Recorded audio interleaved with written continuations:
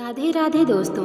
जीवन में हमेशा सुखी और धनवान रहना है तो हमें कभी किसी भी बात का अभिमान नहीं करना चाहिए, चाहे वह धन का अभिमान हो चाहे तप का अभिमान हो। इस संबंध में एक ज्ञानवर्धक कहानी सुनते हैं। एक नारद और तपस्वी की। एक तपस्वी था, बहुत गरीब था। वह अपने परिवार का पालन पोषण बहुत ही मुश्किल से कर पाता था। कड़ी मेहनत और पुरुषार्थ के बल पर उसने धीरे धीरे काफ़ी संपत्ति अर्जित कर ली और वह अपने गांव का सबसे अमीर व्यक्ति बन गया।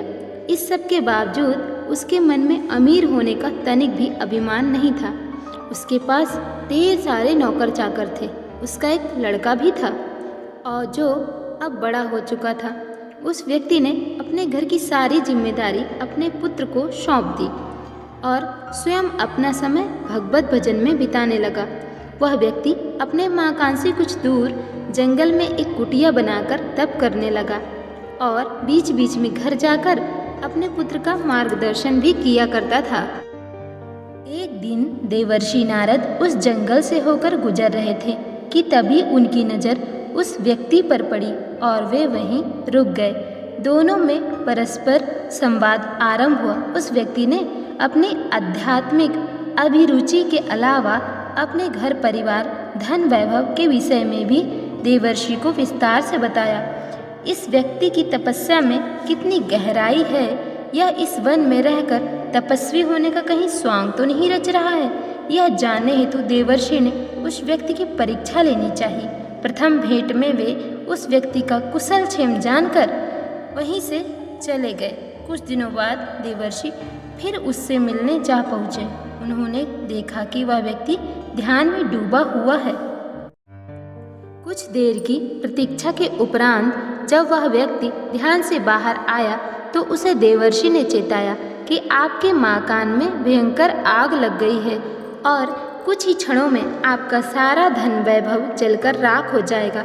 देवर्षि की इस सूचना को सुनकर भी वह व्यक्ति मंद मंद मुस्कुराता रहा और समत्व भाव में स्थिर रहा। उसके मुखमंडल पर कोई विषाद का कोई भाव नहीं था।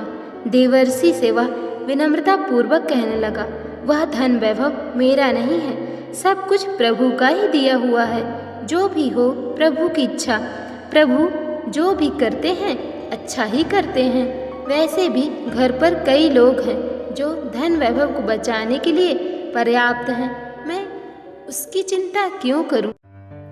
देवर्षि उसकी बातें सुनकर बहुत प्रसन्न हुए और वहां से चले गए। कुछ दिनों के पश्चात वे पुनः उस व्यक्ति को देखने आए। चिर परिचित स्थान पर जाकर उन्होंने देखा कि वह तपस्वी उस कुटिया में नहीं है। देवर्षि को पुनः से उस व्यक्ति की साधना की प्रामाणिकता पर संदेह हुआ। अस्त उसे खोजते हुए वे उसके गांव पहुंच गए। उन दिनों उस क्षेत्र में भीषण अकाल पड़ा था। सभी प्राणियों का भूख से बुरा हाल था। उस गांव में पहुंचते ही देवर्षि ने देखा कि उस तपस्वी के घर पर भूखे दीन दुखियों का जमघट लगा हुआ है। भीड़ को चीरते हुए वे आगे पहुँचे तो उन्होंने पाया कि यह तो वही व्यक्ति है जो अपनी तपस्या छोड़कर यहाँ लोगों को अपने हाथों से राशन पानी धन सामग्री आदि बांटने में लगा है।